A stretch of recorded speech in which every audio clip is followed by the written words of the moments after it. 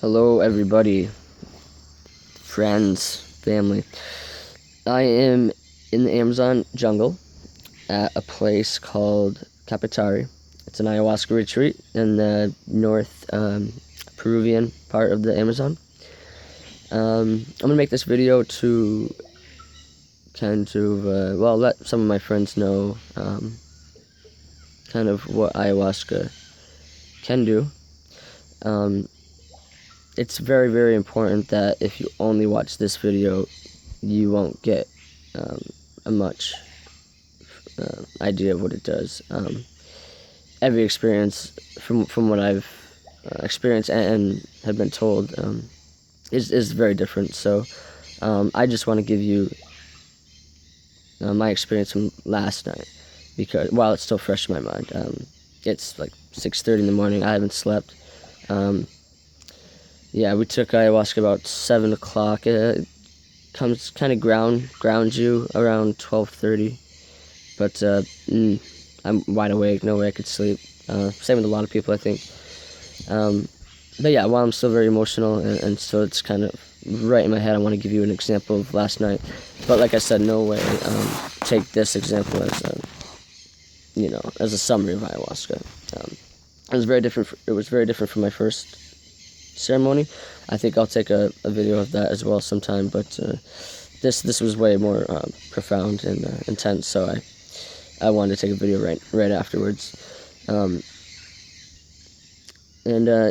What I learned from the leader, I mean, not the shaman himself, but the guy who talks to us after we do a ceremony at 10 or a meeting at 10 o'clock where everyone shares their experiences, and he kind of works you through. Some people will feel nothing, some people will feel a bunch of different things. So he kind of works with you and tries to talks you into trusting what ayahuasca is going to teach us, which helps a lot. If we hadn't had the first meeting after the first ceremony, and I experienced last night what I experienced without any kind of knowledge, no, fuck that. No way I would probably take it again. I say that now. I say that this morning. Tomorrow we have a free day. We don't do a ceremony tomorrow. And after the meeting today, I think it's gonna help a lot, and I'll be ready to do it again. Yeah, of course. So it's important that he shows us that it's not. Don't take what ayahuasca shows you literal at that moment, and because your next experience will be different, and you could be showed something else.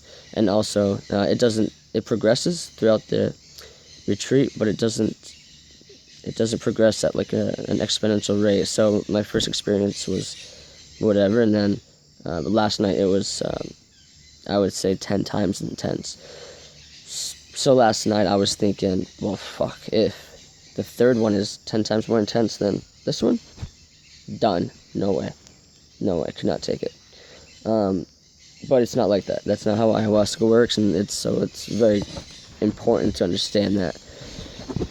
Okay, and this will make more sense to you now that I will tell you about my experience last night. Okay, I'll try to make it short, but I could talk for 2 days, maybe scratch the surface.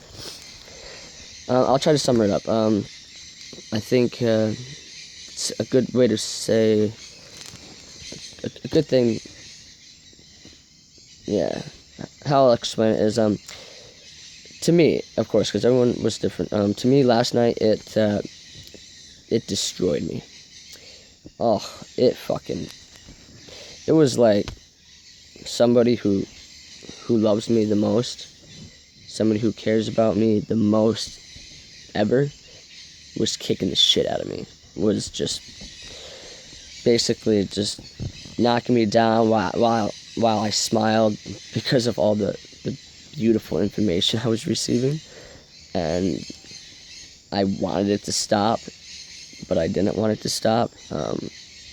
It was kind of like they kicked the shit out of me, kissed me on the forehead, I said thank you, and they walked away. It's weird.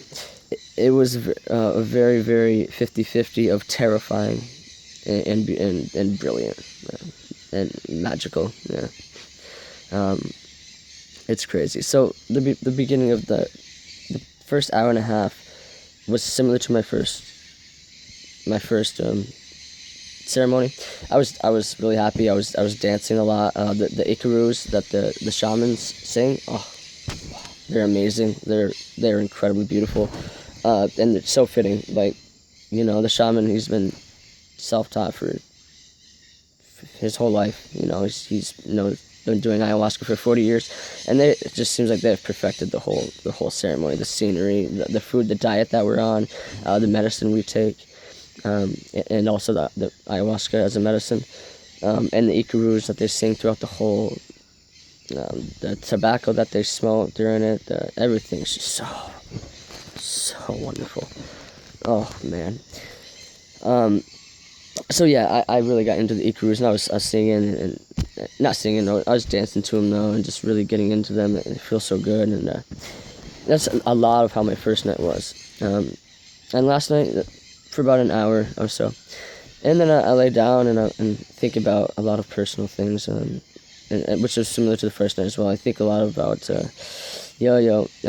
your personality, who you are, parts that you're happy about, parts that you're not happy about. I think about friends, family a little bit, but a lot of trivial things, mostly as whatever's on earth. You think a lot about human, the bad things that humans have done makes you very upset, but then you smile at the goodness of people. It's a very emotional roller coaster. You're very happy, very sad. Things you see a lot.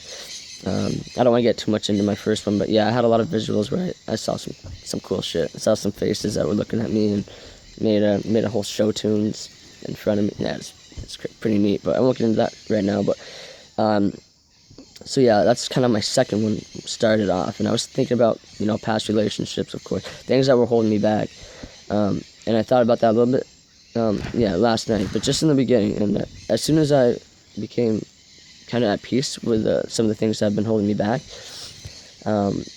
it was nice. It went right away. I didn't think about it again. It was cool. It felt really good. And when you have those moments where something like that happens, you feel it through your whole body on ayahuasca. You feel it through your whole body, and it comes out the top of your head, and you're just like, like a half of an orgasm or some shit. It's really interesting. Okay, so step 2.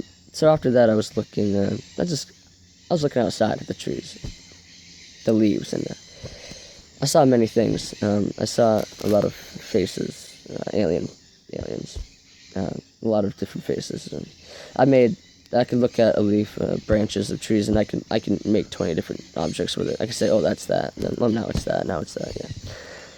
And what at the time, I was thinking, what it's telling me is that everything that could possibly exist in this universe existed, everything. And not only does it exist, it exists at once, so it's almost everything. Anything can be everything at once, and it makes me also realize that can mean that nothing exists, because that's what I'm thinking at the time. This is what ayahuasca showed me at the time. The very big planets and galaxies and multiverse can be the very small. Quarks and atoms can be very big.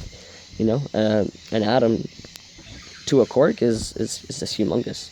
An animal, to one atom is gigantic, enormous. And then you go the opposite way. We've discovered planets, more and more planets. We realize there's more suns. We realize there's more solar systems and universes, and then galaxies, and then there's the universe, and then why stop there? Of course, there's probably multiverses. Why even stop there? What's bigger than a multiverse? Maybe the multiverse, the biggest thing we could possibly perceive, is one of the smallest things in existence. No idea. That's what ayahuasca was really showing me last night. We're all part of the same materials, and just some crazy, very, very intense shit. Very deep at the time. Oh god. And so I saw these faces in the trees, and I welcomed them.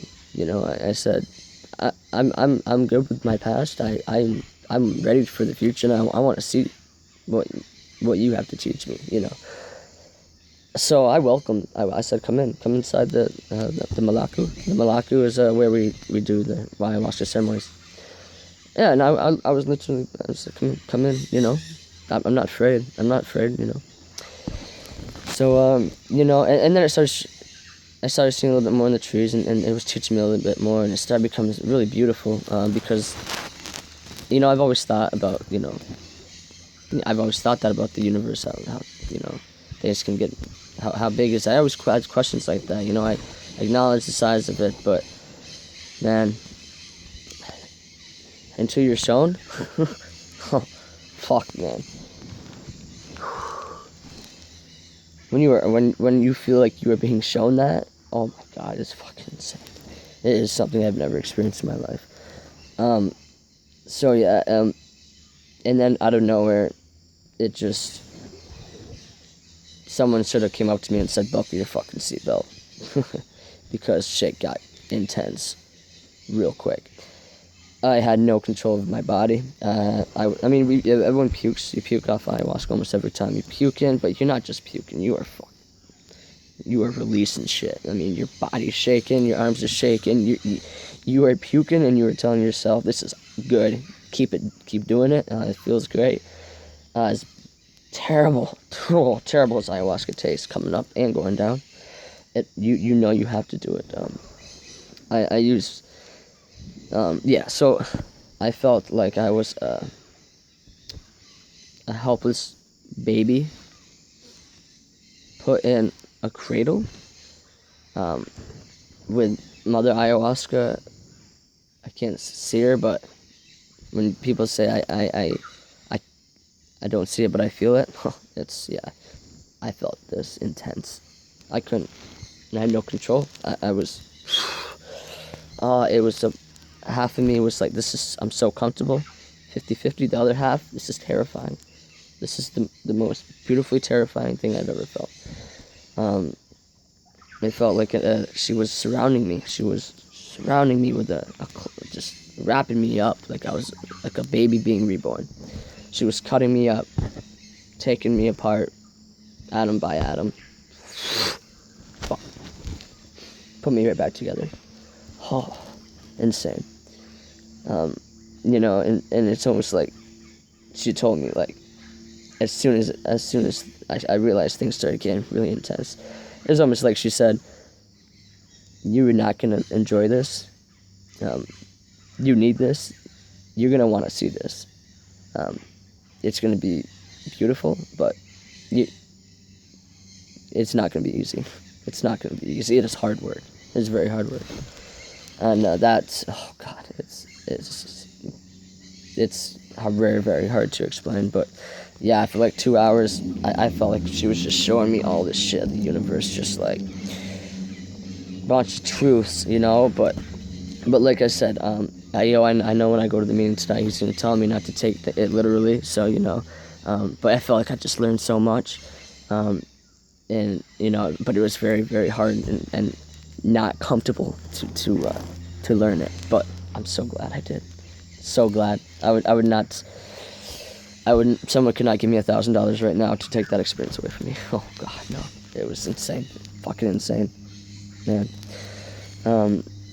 Yeah, and then, you know, and then I realized at one point I started having a little bit more control of my body, and I realized it was kind of over, and it was such a relief. But at the same time, I was so grateful. So grateful. Yeah, I mean, that was just last night. By far, it was 10 to 20 times more intense than my first night. My first night was mostly happy and dancing and seeing visuals. This time it's just that it seemed like the visuals were meant to really, really teach me something, and in order to do that, I had to be reborn, and it was painful, but amazing. Yeah, shit, this video is long, sorry. Like I said, I could talk for